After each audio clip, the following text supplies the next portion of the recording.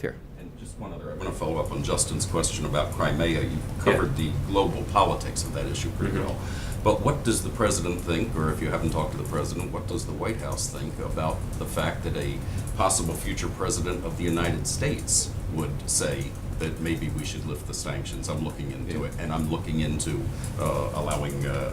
recognizing Crimea as Russian territory.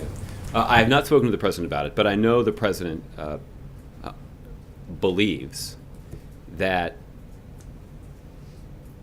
in order to counter Russia's flagrant violation of Ukraine's sovereignty, we need to preserve and present a united front. And at each step in mobilizing the international community to respond to this situation, President Obama has worked closely with our allies in Europe to ensure, for example, that in diplomatic exchanges with Russia about the situation in Ukraine, that the international community is on the same page.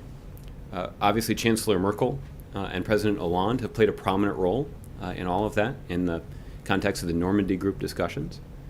But what's also clear is that as the international community has pursued sanctions to impose costs on Russia for violating Ukraine's sovereignty, that's required effective coordination in the international community as well.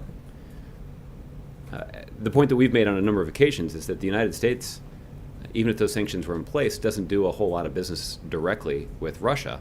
When you compare it to the economic ties between Germany and Russia, or Italy and Russia, or even France and Russia. Right, so, could I just ask you, is it acceptable for a presidential candidate to say what Donald Trump said about Russia? So, is it acceptable? what I'm trying to get at, Chip, is I'm not going to be able to respond directly to his comments, but let me just finish this thought by saying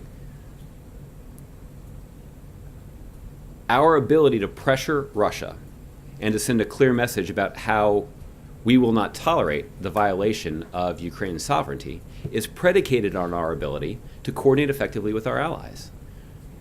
That's why it would be a bad idea to unilaterally withdraw. The United States ultimately has built a coalition that is imposing costs against Russia for violating that international norm, or those international norms.